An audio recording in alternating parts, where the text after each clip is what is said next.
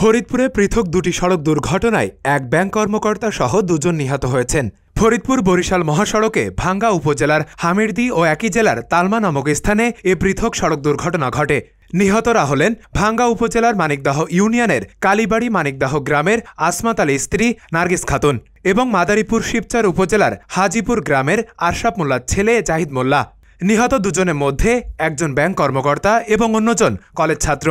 Police ও প্রত্যক্ষদর্শী সূত্রে জানা গেছে, রবিবার সকালে ফরিদপুর বরিশাল মহাসড়কের ভাঙ্গা উপজেলার হামিরদি নামক স্থানে নড়াইল থেকে ছেড়ে আসা ঢাকাগামী রোজিনা পরিবহন বাসের চাপায় অটোরিকশায় থাকা ভাঙ্গা পল্লী সঞ্চয় ব্যাংক কর্মকর্তা নার্গিস খাতুন ঘটনাস্থলে নিহত হন।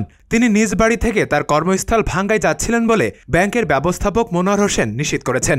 এ ঘটনায় অটোরিকশায় থাকা আরেক যাত্রী রত্না ইসলাম গুরুতর আহত হন। ফরিদপুরের দিকে একটা রওনা হচ্ছিল একটা বাস। এক সময় দেখা গেল বাসে যাওয়ার সময় অটোটি আরটি আপনার ভ্যানকে ওভারটেক করতে যায়, তখন সংঘর্ষটা হয়। সংঘর্ষকালীন অবস্থায় 3 জন যাত্রী ছিল সাথে। অন্যদিকে একই সড়কে নগরকান্দা তালমা নামক স্থানে একটি বাসের চাপায় জাহিদ মোল্লা নামে আরেক কলেজ ছাত্র নিহত হন। সে ফরিদপুর সরকারি রাজেন্দ্র বিশ্ববিদ্যালয় কলেজের অনার্স প্রথম বর্ষের শিক্ষার্থী।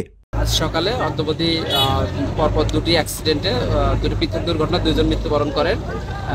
প্রথমে একটি তালমাতে একটি অজ্ঞাতনামা গাড়ি ধাক্কায় একজন কলেজ শিক্ষার্থী মৃত্যুবরণ করেন এবং পরবর্তীতে এক নওয়াপাড়াতে একজন ব্যাংক কর্মী, যিনি ফিল্ডে তার কার্যক্রম শেষ করে ভাঙ্গায় তার ব্রাঞ্চে যাচ্ছিলেন, যাওয়ার পথে একটি বাসের ধাক্কায় তিনি ঘটনাস্থলে মৃত্যুবরণ করেন।